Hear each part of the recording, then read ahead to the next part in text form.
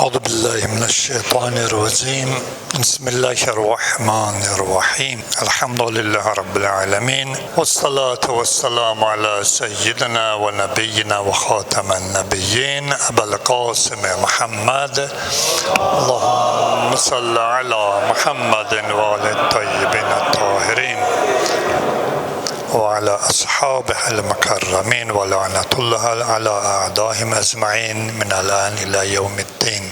Bugünlerim Allah yanında əzəmətli bir xanım Məsumənin mübarək Mövlud günüdür. Zilqədə ayının biridir. Bu mübarək Mövlud münasibəti ilə İmam zamanı və bütün xanımın aşiqlərini təbrik edirik inşallah. Dünya axirətdə xanımın ziyarətindən, axirətdə şəfaətindən Allah bizləri binəsib eləməsin.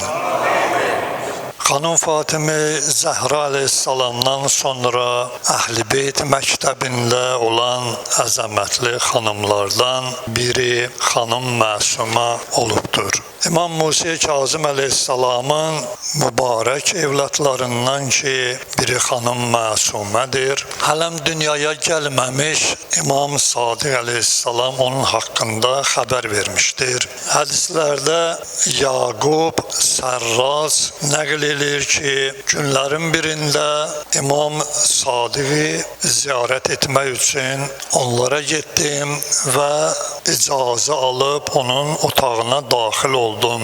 Gördüm ki, İmam beşikdə bir körpə ilə söhbət edir. Təəccüb elədim ki, beşikdə olan körpə ilə İmam necə söhbət edir? Təəccüblə soruşdum, Yəbnə Rasulillah, beşikdəki körpə ilə söhbət edirsinizmi?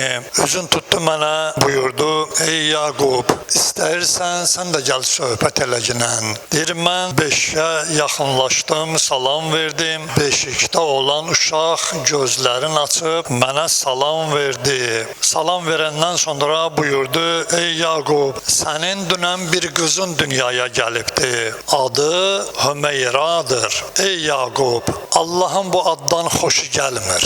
Get onun adını dəyiş. Mən heyrətimdən donmuşdum. Yaqub deyir ki, heyrətə gəldim. Beşikdə olan bir uşaq hardan bilir ki, mənim evladım dünyaya gəlib və mən onun adını Hümeyra qoymuşam və mənə deyir ki, Allahın o addan xoşu gəlmir, ged onun adını dəyişkinən. İmam Sadiq əleyhissalam mənə baxdı, buyurdu, ey Yaqub, sən bu uşağın sözünə baxsan, hidayət olunarsan. Bu uşaq sizin 7-ci imamınız Musa İbni Cəfərdir. Sonra imam buyurdu ki, gələcəkdə bu uşağın Fatimə adında bir evladı dünyaya gələcək. Hər kəs onu Qum şəhərində ziyarət etsə, o şəxs behişt əhlidir. Bu bir hədisdir ki, dünyaya xanım Məsumə gəlməmişdən qabaq imamlarımızdan gəlib bizlərə çatıbdır. İmam Rıza əleyhissalamdan da hədis var ki, eşitmişik. Həzrət buyurur ki, hər kəs xanım Məsuməni Qumda ziyarət eləsə, məni ziyarət etmiş kimidir. Xanım Məsumə bir vaxt ki gəlir İmam Rıza əleyhissalamı ziyarət eləmək üçün, yəni Mədinədən xaric olur və gəlir. İndiki Qum şəhərindən aralıda bir Savə deyilən şəhərdir ki, təxminən 60 kilometr, yarım saatlıq, 1 saatlıq yoldur. Orada xanım xəstələnir və xanımın göstərişi ilə xanımı tez indiki Qum şəhərinə çatdırırlar və dünyasını dəyişir. Bu günlərim xanımın mübarək məzarı Qum şəhərindədir və imamların da buyurduğu kimi xanımın məzarı həm Şiə mərkəzidir, həm də böyük bir ziyarətgahdır ki, hər kəs xanımı ziyarət eləsə, elə bilin ki, məsumları ziyarət eləyib, imamı ziyarət eləyibdir. Mən bir dəfə səhv etmirəmsə qeyd eləmişəm ki, bizim böyük alimlərimizdən mərhum Ayətullah Uzma Mərəşi Nəcəfinin atası Seyyid Mahmud adlı bir tanınmış alim idi ki, o Nəcəfdə yaşayırdı və qeyd edilir ki, mən çox istəyirdim ki, nənəm Zəhranın harda dəfn olunduğunu bilim və xanımı ziyarət eləyəm. Mərhum Ayətullah Mərəşi bilirsiniz ki, böyük alimlərdən idi və bu günlərim xanım Məsumanın təxminən ziyarətgahından 5 dəqiqəlik az bəlkə də məsafədə bir kitabxana yaradıbdır ki, dünya şiələrinin ən böyük bir kitabxanasıdır ki, mən çalışıram ki, Quma gedəndə gedəm həm kitabxanaya, həm orada ağanı ziyarət eləyəm və qiymətsiz əsərlər o kitabxanada vardır və ağa vəsiyyət edibdir ki, məni həmin kitabxananın qapısının ağzında dəfn edin ki, gəlib orada mənim üstümdən keçib kitabları oxusunlar. Yəni görün nə qədər orada bir əzəmətli bir şiə kitabları vardı ki, ağa vəsiyyət edir ki, gəlin mənim üstümdən keçin, gedin o kitabları oxuyun. Belə bir ağanın atası da böyük alimlərdən Şeyx Mahmud, Allah ona rəhmət eləsin, deyir, mən bir dəfə yuxuda gördüm ki, Mövla-i Müttəqiyanı və xitab elədim ki, ağacan, istəyirəm nənəm Zəhranı görəm, sənə an verirəm Allaha, ağacan, bəs mənə nənəm Zəhranın məzarını göstərginən. Deyir, Mövla mənə buyurdu ki, oğlum, yəni o da Seyyid idi, ağa da Seyyiddir, oğlum deyir, mən xanım Fatimənin vəsiyyətini poza bilmərəm. O mənə vəsiyyət eləyibdir ki, məni elə dəfn elirsən ki, ey Əli, heç kəs o məzarın yerin gərək bilməsin. Amma istəyirsən ki, nənun Zəhranın ziyarətinin savabını qazanasan və o dərəcəyə çatasan, dedim, bəli. Mənə buyurdu ki, oğlum, Qum şəhərində Fatimə Məsumə var. Sən əgər onu ziyarət eləsən, nənun Zəhranı ziyarət etmiş kimisən. Və xanım Məsumiyə xatir o köçdü, gəldi, Qumda yaşadı və dünyasını da Qumda dəyişdi. İmamlardan hədis var. Buyurur ki, İnna lillah hərəmən və huvə Məkkə.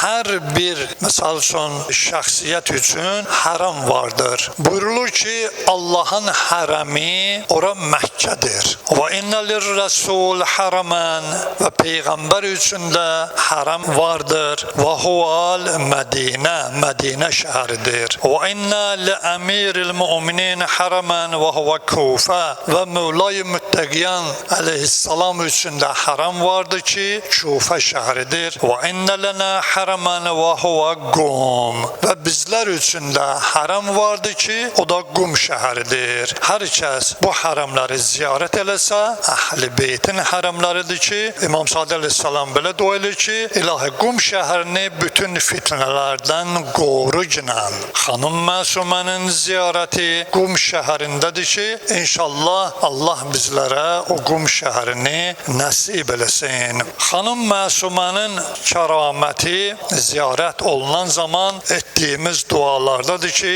biri budur ki, deyirik ki, Allahümmə inni əsəlükə ən təxtuməli bis-səadəti fəla. Mənası təxminən mən oxumuram, mənası budur ki, deyirik ki, ilahi, səndən istəyirəm ki, mənim axırımı səadətmənd eləginən və mənim axırımı şəqilərdən qərar vermə. Bu oxunan duada əgər diqqət eləsək görərik ki, nə çox insan var ki, əvvəli baxırsan ki, mömin olubdur, amma axırı bədbəxt olubdur. Yəni əvvəli səadətmənd, sonrası bədbəxt olub. Belə insanları biz Peyğəmbər əleyhissalamın sahabələrində də görürük ki, görürsən ki, Peyğəmbər əleyhissalamla uzun müddət bir yerdə olub, Peyğəmbər əleyhissalamla Əli əleyhissalamın yanında bir yerdə olubdur və xanım Fatimə Zəhra əleyhissalamın hətta dəfnində də iştirak edib. Yəni bu əzəmətdə olan şəxslər kimdir? Məsəl üçün Zübeyir, Peyğəmbər əleyhissalamın sahabəsidir ki, amma dünyasını dəyişən zaman neynədi? Mövla-i Müttəqiyandan Əli əleyhissalamdan ayrı düşdü. Cəməl müharibəsində bilirsiniz ki, ayrı düşdü və dünyasını necə dəyişdi və bundan başqa həmsinin başqa insanlar da, Amma bir də var, baxırsan ki, bir insan dünyada eləmədiyi belə səhvlər qalmayıb, xətalar qalmayıbdır, amma dünyasını dəyişəndə səadətmənd dünyasını dəyişir. Odur ki, heç kəsə biz zahirdə qiymət verə bilmərik. Çünki insanın əvvəli ola bilsin səadətmənd qeyd etdiyimiz kimi, sonrası şəqi ola bilər, bədbəxt olar. Necə ki, tarixdə də var və bu gün də var. Görürsən ki, bir insan namaz qılır və müəyyən işlərdə vardır, amma görəndə ki, ömrünün axırında baxırsan ki, namazı tərk eləyər və ilaxirə. Allaha and veririk İzzəti Cəlalına, Allaha and veririk Peyğəmbər, Ali Peyğəmbərə. Allah bizim aqibətimizi xeyirli qərar versin və Allah bizi xanım məsuməni ziyarət etməmiş dünyadan aparmasın. Allaha and veririk İzzəti Cəlalına bizi dünya axirətdə Əhl-i Beytin sabit qədəm olan şiələrindən qərar verib, axirətdə də ki, Əhl-i Beyt şiələri ilə məhşur eləsin inşallah.